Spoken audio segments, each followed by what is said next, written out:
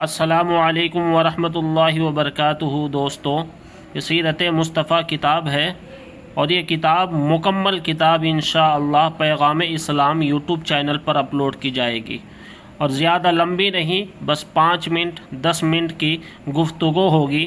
آپ لوگ سبسکرائب کر کے رکھیں تاکہ جیسے ہی ویڈیو اپلوڈ ہو آپ تک پہنچ جائے، اور ویڈیو کو زیادہ سے زیادہ پیار دیں۔ السلام علیکم ورحمۃ اللہ وبرکاتہ۔ اصحاب فیل کا واقعہ۔ حضور اکرم صلی اللہ علیہ وسلم کی پیدائش سے صرف 55 دن پہلے یمن کا بادشاہ ابرہہ ہاتھیوں کی فوج لے کر کعبہ ڈھانے کے لیے مکہ پر حملہ آور ہوا تھا۔ اس کا سبب یہ تھا کہ ابرہہ نے یمن کے دارالسلطنت صنعاء میں ایک بہت ہی شاندار اور عالیشان گرجا گھر بنایا، اور یہ کوشش کرنے لگا کہ عرب کے لوگ بجائے خانہ کعبہ کے یمن آ کر اس گرجا گھر کا حج کیا کریں۔ جب مکہ والوں کو یہ معلوم ہوا تو قبیلہ کنانہ کے ایک شخص غیظ و غضب میں جل بھون کر یمن گیا اور وہاں کے گرجا گھر میں پاخانہ پھر کر اس کو نجاست سے لت پت کر دیا۔ جب ابرہہ نے یہ واقعہ سنا تو وہ طیش میں آپے سے باہر ہو گیا اور خانہ کعبہ کو ڈھانے کے لیے ہاتھیوں کی فوج لے کر مکہ پر حملہ کر دیا، اور اس کی فوج کے اگلے دستہ نے مکہ والوں کے تمام اونٹوں اور دوسرے مویشیوں کو چھین لیا۔ اس میں 200 یا 400 اونٹ عبد المطلب کے بھی تھے۔ عبد المطلب کو اس واقعہ سے بڑا رنج پہنچا، چنانچہ آپ اس معاملہ میں گفتگو کرنے کے لیے اس کے لشکر میں تشریف لے گئے۔ جب ابرہہ کو معلوم ہوا کہ قریش کا سردار اس سے ملاقات کرنے کے لیے آیا ہے تو اس نے آپ کو اپنے خیمہ میں بلا لیا، اور جب عبد المطلب کو دیکھا کہ ایک بلند قامت، راگدار اور نہایت ہی حسین و جمیل آدمی ہے جن کی پیشانی پر نور نبوت کا جاہ و جلال چمک رہا ہے، تو صورت دیکھتے ہی ابرہہ مرغوب ہو گیا اور بے اختیار تخت شاہی سے اتر کر آپ کی تعظیم و تکریم کے لیے کھڑا ہو گیا اور اپنے برابر بیٹھا کر دریافت کیا کہ کہیے سردار قریش، یہاں آپ کی تشریف آوری کا کیا مقصد ہے؟ عبد المطلب نے جواب دیا کہ ہمارے اونٹ اور بکریاں وغیرہ جو آپ کے لشکر کے سپاہی ہاتھ لائے ہیں، آپ ان سب مویشیوں کو ہمارے سپرد کر دیجئے۔ یہ سن کر ابرہہ نے کہا کہ اے سردار قریش، میں تو یہ سمجھتا تھا کہ آپ بہت ہی حوصلہ مند اور شاندار آدمی ہیں، مگر آپ نے مجھ سے اپنے اونٹوں کا سوال کر کے میری نظروں میں اپنا وقار کم کر دیا۔ اونٹ اور بکری کی حقیقت ہی کیا ہے؟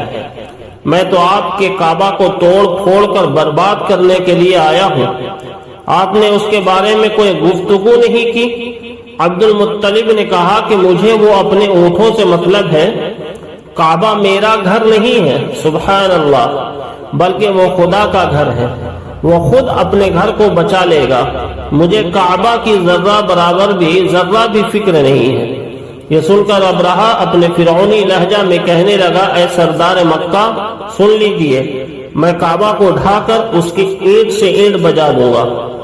اور روئے زمین سے اس کا نام و نشان مٹا دوں گا، کیونکہ مکہ والوں نے میرے گرجا گھر کی بڑی بے حرمتی کی ہے، اس لیے میں اس کا انتقام لینے کے لیے کعبہ کو مسمار کر دینا ضروری سمجھتا ہوں۔ عبد المطلب نے فرمایا کہ پھر آپ جانے اور خدا جانے، میں آپ سے سفارش کرنے والا کون؟ اس گفتگو کے بعد ابرہہ نے تمام جانوروں کو واپس کر دینے کا حکم دے دیا، اور عبد المطلب تمام اونٹوں اور بکریوں کو ساتھ لے کر اپنے گھر چلے آئے، اور مکہ والوں سے فرمایا کہ تم لوگ اپنے اپنے مال مویشیوں کو لے کر مکہ سے باہر نکل جاؤ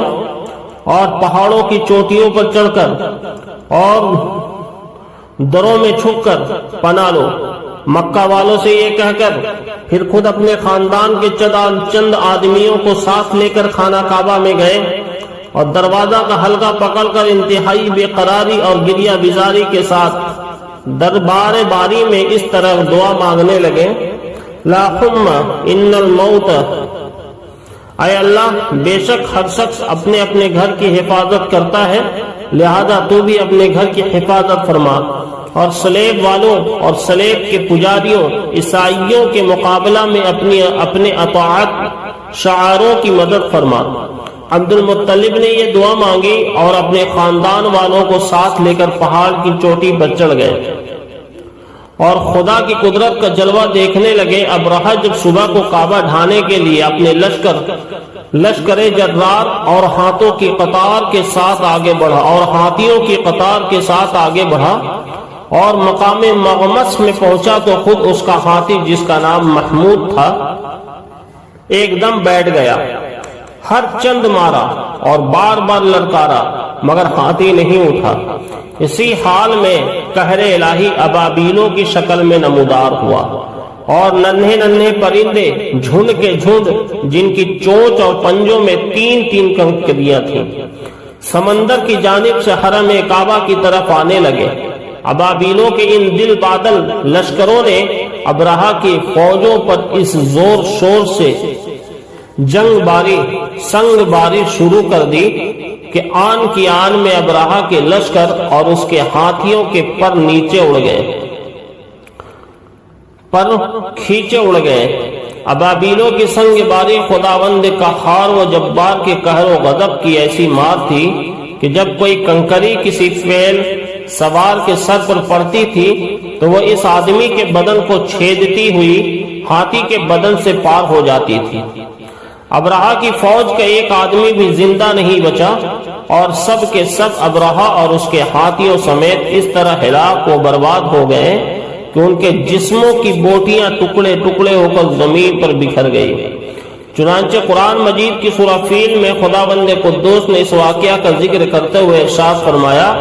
کہ أَلَمْ تَرَ كَيْفَ فَعَلَ رَبُّكَ بِأَصْحَابِ الْفِيلِ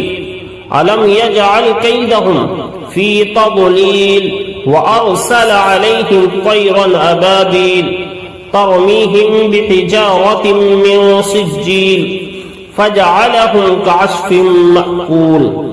یعنی اے محبوب کیا آپ نے نہ دیکھا کہ آپ کے رب نے ان ہاتھی والوں کا کیا حال کر ڈالا؟ کیا ان کے داؤں کو تباہی میں نہ ڈالا اور ان پر پرندوں کی کنکریاں بھیجی تاکہ انہیں کنکر کے پتھروں سے مارے تو انہیں چبائے ہوئے بھوس جیسا بنا ڈالا۔